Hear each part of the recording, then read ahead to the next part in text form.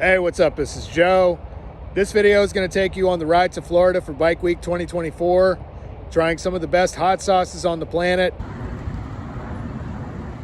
dealing with adversity, and finding free outlaw camping spots along the way.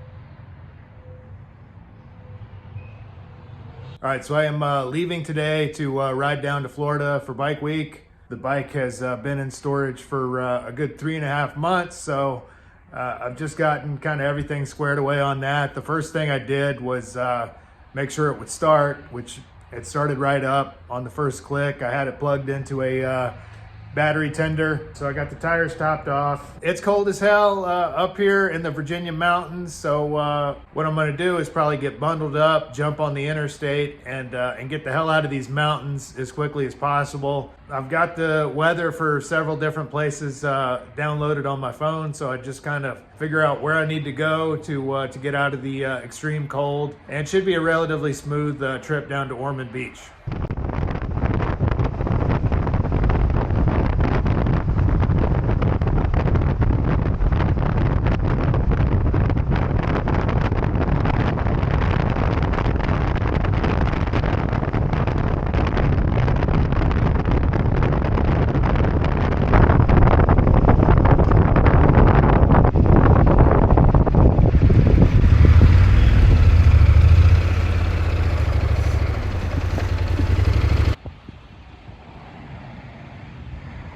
All right, so I'm about 120 miles into this adventure, about 30 minutes outside of Charlotte.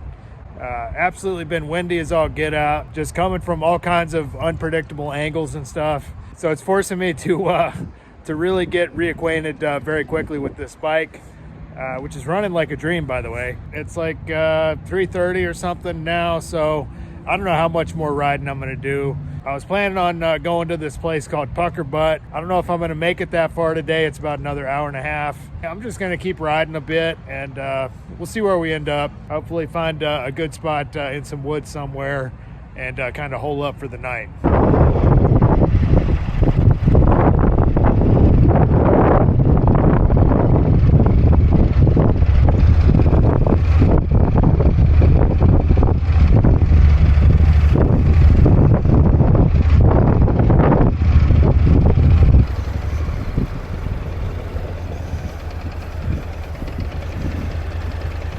I've just been walking around on foot and saw this church out there next to the gas station where I parked. It's got this kind of a ramp leading down here and then this kind of area. It doesn't look like this is particularly well maintained and well used. And I got that sort of embankment right there that's blocking me from the road. So I don't know how often people come to that church, but today's Thursday, which means tomorrow's Friday. Who knows? It might be that I could camp here and nobody says anything, or it could be I get kicked out. You know, I've definitely camped in places like this, but typically it's sort of the type of deal where you have to kind of wait till the sun goes down and show up, and then don't use the flashlight and keep a low profile kind of thing. So as cold as it is, I'd like to be comfortable kind of in my tent and everything else, which would be a little conspicuous, I think. So I'm gonna keep walking around a little bit, see what I can see. Looks like there's kind of a road down here. Oh, look at that, a couple of, whatever that is, tulips. So spring is here. Yeah, I could get there through this field, it looks like.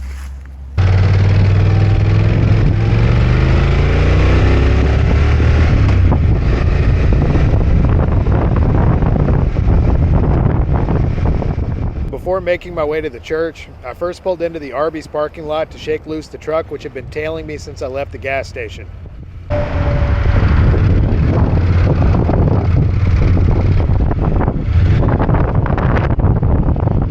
The scene was not looking good for sneaking in. There was one, then two cars, then a police SUV which circled around and got my license plate number. After pretending to look at my phone for a few minutes, I chose to seek accommodations elsewhere.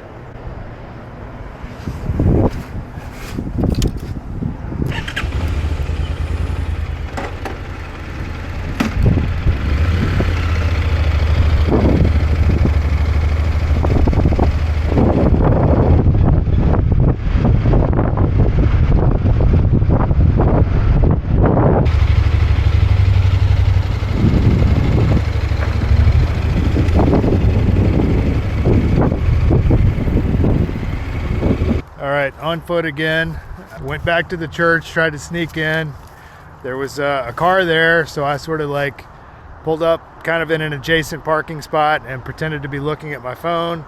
Then there was another car. Then there was a police car that showed up and kind of pulled around and was like parked right behind me, presumably getting my license plate and all of that. Anyway, I found this kind of cell tower deal.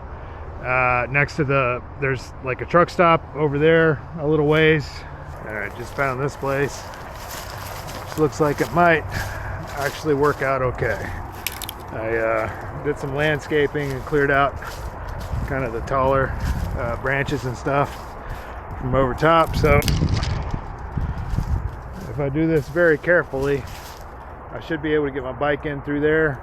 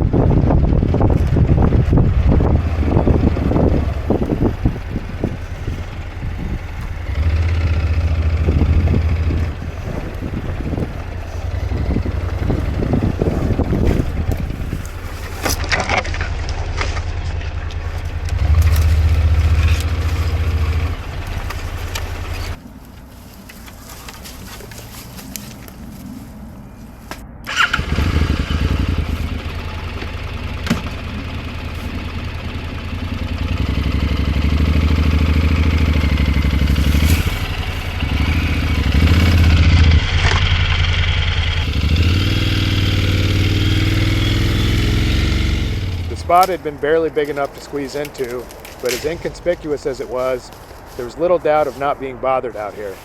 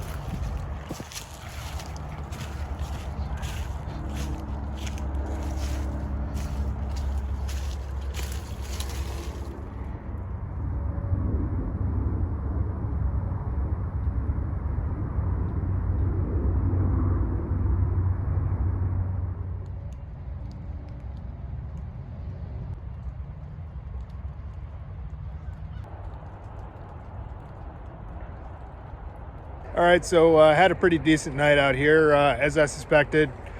Nobody came back here. Owe that at least in part to the fact that you can't even see all of this through the trees. Anyway, it rained like a son of a bitch, so I put that tarp up late last night. Got a little bit of a late start this morning, waiting for the rain to stop, so conditions look pretty good. It's not too cold. Like I might have mentioned before, the PuckerButt pepper company is maybe 45 minutes down the road. They're sort of world famous for developing some of the hottest peppers of all time. So let's go check it out.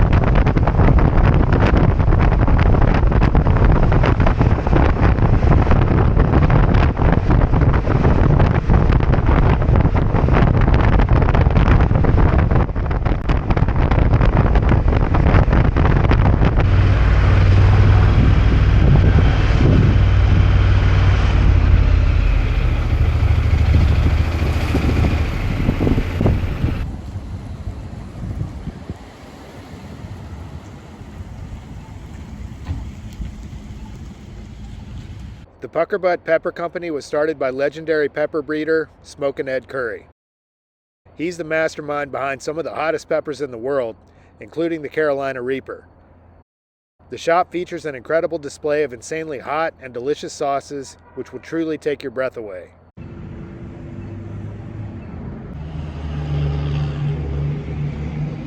Wow, that was just absolutely an incredible experience. There's so many hot sauces in there. The guy working the counter sort of doubles as a bartender, if you will, and will sort of let you sample any of the hot sauces that you want. You know, he was like patient enough with me, let me try about a dozen different hot sauces. The guy Smokin' Ed is really sort of tends to keep things under wraps as far as his operation. So there's no recording in the building. He's had a few instances of people trying to like steal his peppers and products and stuff like that. But from all reports, he's just a really interesting guy.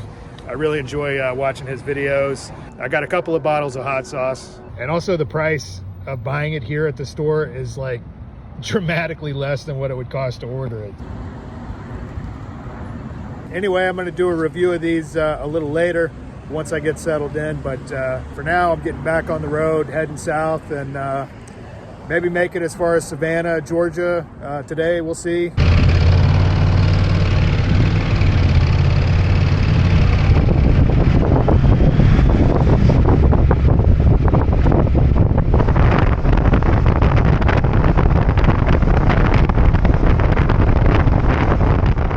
Still in South Carolina, I spotted a huge wooded tract, then parked my bike out of view so I could investigate.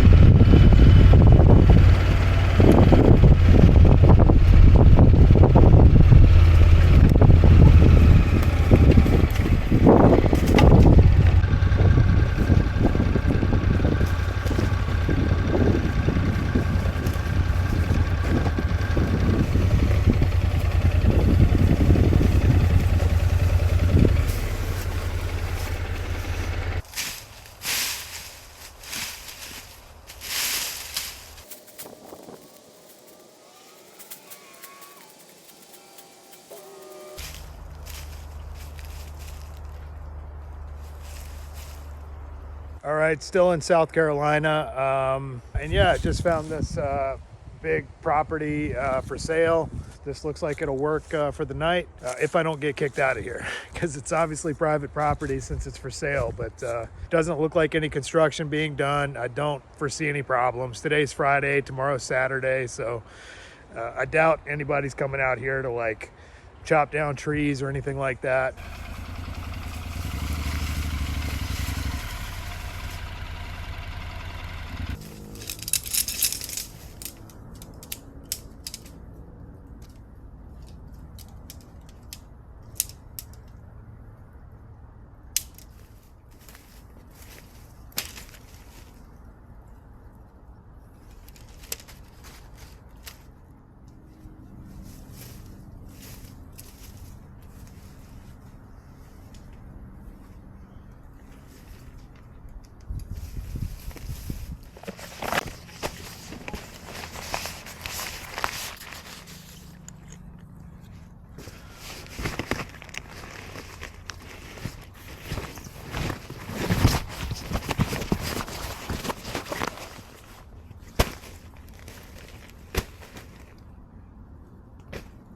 While I'm here, I might as well go ahead and review a couple of these hot sauces that I picked up from Smokin' Ed's. The first one is the soy sabi, which is this one right here. I can't really tell how many flames it has. It looks like just maybe one flame. In the order that the ingredients are listed, basically is the largest quantity to the smallest. So chili peppers first, so a lot of chili peppers, vinegar, soy sauce, wasabi powder, mustard flour. Got a good color to it. Obviously, it's got a lot of chili peppers in there. So in order to give that a try, I've got some pork cracklings that I just picked up at the store. Got a decent amount on there. Soy sabi, here we go. That is fantastic. Got a good tanginess to it. Good wasabi burn. You could definitely taste the chili peppers. It's not super hot. Pretty much anybody could probably tolerate this, but it does have an extreme amount of tanginess, I guess, from the wasabi and the mustard flour. I could see this going good on a lot of stuff. Chicken wings, any kind of Asian type of food. Hot dogs, this would go great. That's honestly one of the best hot sauces I've ever tried. It's cool because you got that initial kick off the wasabi, and then you got the hot chili that kind of hits you at the end. It's not super pronounced, you know. The spice lover in me would like to, you know, have a little bit more heat from both the wasabi and the chili peppers, but I don't see this bottle lasting very long, honestly, man, because this stuff is about to get used up pretty quick. All right, the next one is Unique Garlic. This is one that I tried in the store. Definitely not for the faint of heart. It looks like it's got a full 5 flames at the bottom there, about as hot as it can get. Let's take a look at the ingredients. Chili peppers, vinegar, garlic, salt, onion powder, garlic powder, black pepper, Italian seasoning. That's just right up my alley, man. It's so cool to actually go to the store, and that way, whatever you're interested in, you can try it right there. I had done a little bit of research before I went, and there were some things I thought I would like that really didn't suit my palate that well. And then I tried some other things, and it was like, wow, yeah, that's it. All right. One of the things you notice right away is it's extremely chunky. Not a thin, sort of watery sauce at all. It's like mostly crushed up hot ass chili peppers, honestly. I'm gonna exercise a little bit more caution than I did with the last one on this, because this is like, I mean, ridiculously burn the hairs of your nose off. You have to really sort of take it a little easier on this one. You can see how chunky it is. So I'm holding this a good 18 inches away from my face, and it's like burning my nose hairs. One of the main ingredients in this is the Carolina Reaper, currently the second to the hottest pepper in the world. So it's definitely no joke.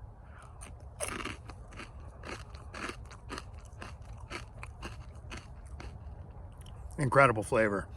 It's got peppercorn, so you got the spiciness of the pepper combined with the spiciness of the chilies, the Italian seasoning, the garlic, everything else. This would go good on almost anything. Pizza, pasta, tacos. It's insanely hot. Both of those sauces are really, really high quality stuff. Right now, the inside of my nose is burning. Absolutely gourmet sauces. I can't say enough good about them. That little bitty bit of hail. Luckily, I brought this umbrella with me from the Philippines, man. This thing is just, again, just a fantastic addition to the kit. I mean, otherwise, without the umbrella, I'd pretty much be stuck in my tent right now or getting completely soaking wet.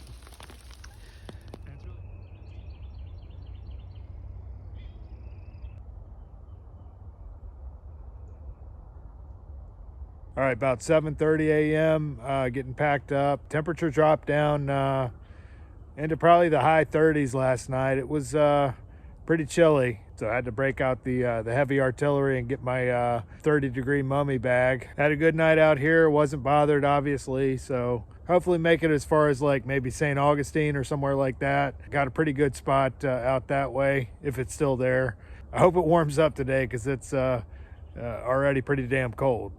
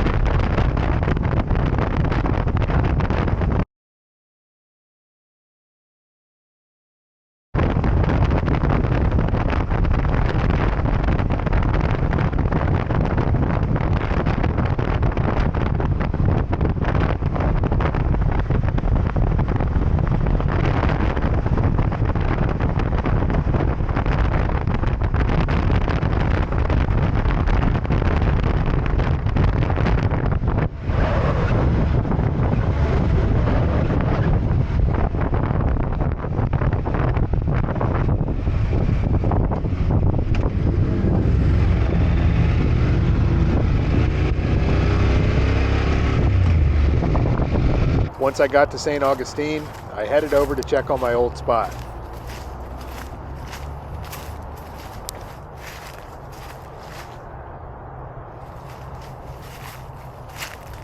All right, this is a spot that I've used several times in years past. Maybe 2 years ago is the last time I was out here, and was kind of sharing the space with a couple of homeless guys who had a camp further back that way.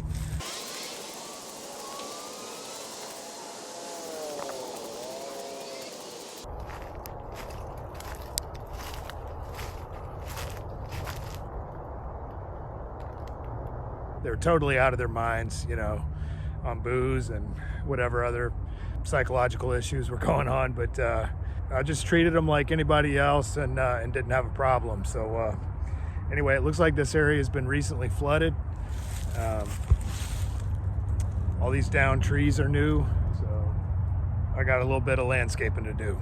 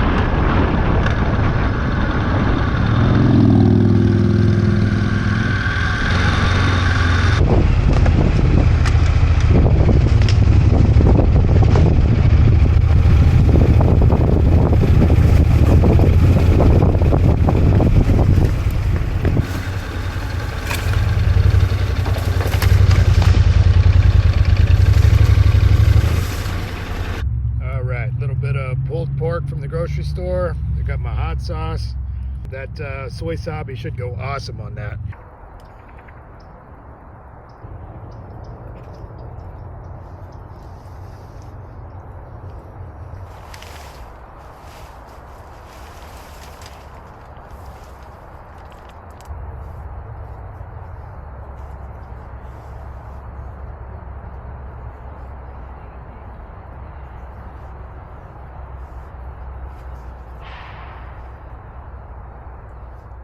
All right, so just hanging out here. It's about 11 a.m. I'm not in any particular hurry since I'm only maybe 30 or 40 minutes away from destination Daytona. I was gonna head down there, but as nice as this spot is, I've got some audio that I need to record for my next video. I suspect that this spot is gonna be a better place to record than the spots I have around Ormond Beach. So I'm probably just gonna stay here for the day, go into town, get some groceries and whatnot, and then just kind of come back here, read, relax, work on the computer.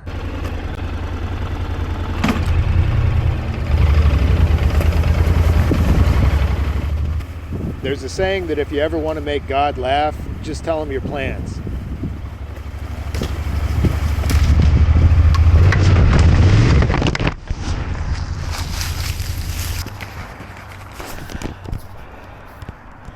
All right, had a little bit of a tumble, obviously getting out of here. Right side saddlebag is totally screwed up. The locking mechanism inside the case, the tab on it totally snapped off. I was able to kind of get it secured with some bungee cords, but I'm gonna head to the hardware store and see if I can get a couple of ratchet straps for that. Kind of keep it a little more stable on there. Yeah, just goosed it. The ground was a little softer than I thought it would be, a little more wet.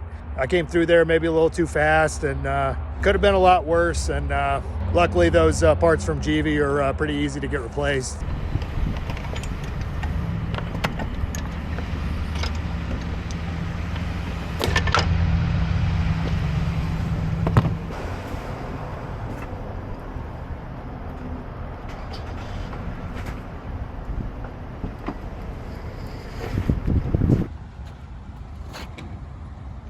Not pretty, but it'll just have to do.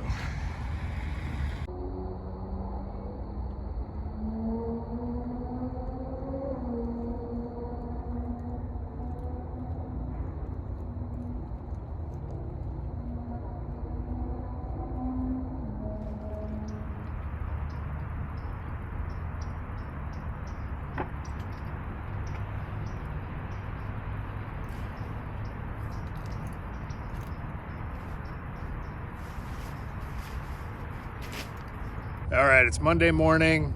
Stayed in the same spot last night, obviously. The frame that the saddlebag fits into is bent. So I'm gonna have to figure out a way to try to bend that slightly back to where the saddlebag can click in there. Otherwise, it looks like it's gonna be ratchet straps for a little while. It's not the first time anybody's ever done that. So start work tomorrow morning. So I'm gonna go ahead and get packed up, head down to the truck stop, get a shower, and then head on over to destination Daytona.